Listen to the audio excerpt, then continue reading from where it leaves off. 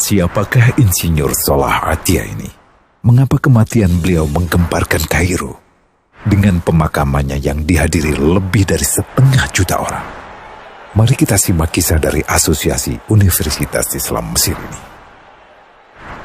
Al-Kisah dari kampung kecil bernama Tafahna al-Ashraf, distrik Mittelgomir, Provinsi Dakohlia, Mesir, ada 9 orang sarjana miskin lulusan Fakultas Pertanian.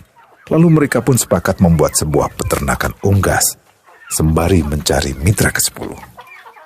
Namun mereka terbentur modal, maka dengan sekuat tenaga mereka kumpulkan dari hasil menjual tanah, perhiasan istri, hingga meminjam. Meski tidak banyak terkumpul, namun mencukupi untuk memulai usahanya. Pertanyaan tersisa, siapa mitra yang ke-10?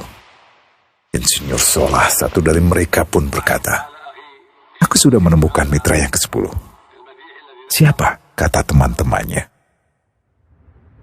"Allah," lanjutnya. "Allah akan menjadi mitra usaha kita yang ke-10. Allah akan mendapat 10% dari keuntungan kita. Dengan perjanjian, Allah yang akan memberikan perlindungan dan pemeliharaan, keamanan dari segala wabah penyakit." Akhirnya mereka pun sepakat. Kontrak kerjasama pun ditulis secara rinci dan dicatatkan ke notaris, lengkap dengan peran mitra ke-10 tersebut. Tak disangka, setelah 1 musim bisnis mereka langsung meroket, jauh dari yang dibayangkan sebelumnya. Lalu mereka pun kembali bersepakat menambah jatah keuntungan mitra ke-10 menjadi 20% di musim kedua, dan begitu seterusnya hingga mencapai 50%. Lalu bagaimana keuntungan mitra ke-10 itu dialokasikan? Dimulai dengan membangun sekolah dasar Islam putra, lalu lanjut putri, kemudian sekolah menengah putra, kemudian putri. Tambah lagi madrasah alia putra, lalu putri. Tapi karena keuntungan terus membanjir, akhirnya dibentuklah Baitul Mal. Dan mereka pun mengajukan ke pemerintah untuk membangun universitas di kampung. Awalnya ditolak dengan alasan tiadanya akses bagi para mahasiswa. Tak berapa lama mereka pun mengajukan pembangunan universitas lengkap dengan stasiun kereta beserta jalurnya dengan biaya mandiri. Akhirnya permintaan ini disetujui, dan pertama dalam sejarah Mesir berdirilah sebuah universitas di perkampungan kecil. Semakin berkembang, dibangun pula fakultas kedua, ketiga, keempat hingga asrama putri dengan kapasitas 600 kamar. Lalu asrama putra dengan 1.000 kamar. Tiket kereta api pun digratiskan untuk memudahkan transportasi menuju kampung tersebut.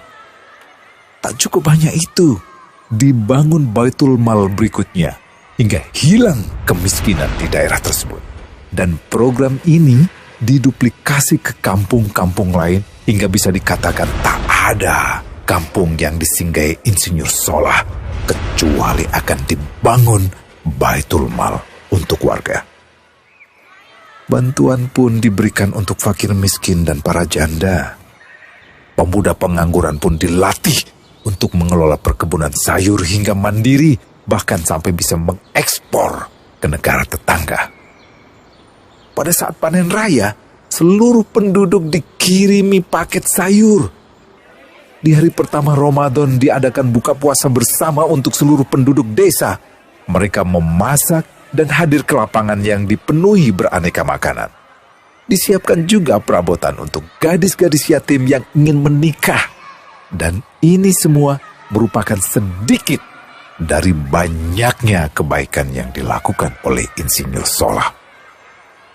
Hingga pada akhirnya disepakatilah keuntungan perusahaan 100% untuk Allah.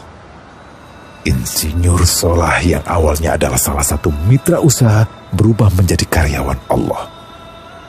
Dia hanya menerima gaji, namun dia memberikan Tuhannya syarat agar membuatnya hanya butuh kepadanya dan hanya meminta kepadanya. Inilah sosok Insinyur Solah Atia, aktor utama kisah menakjubkan ini. Keikhlasannya membuat ia sama sekali menolak terkenal di media massa.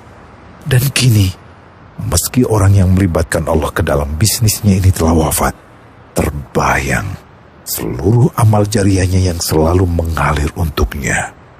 Masya Allah. Pertanyaannya, akankah ini hanya menjadi sebatas kisah saja? Atau menjadi teladan bagi kita untuk mengikuti jejaknya?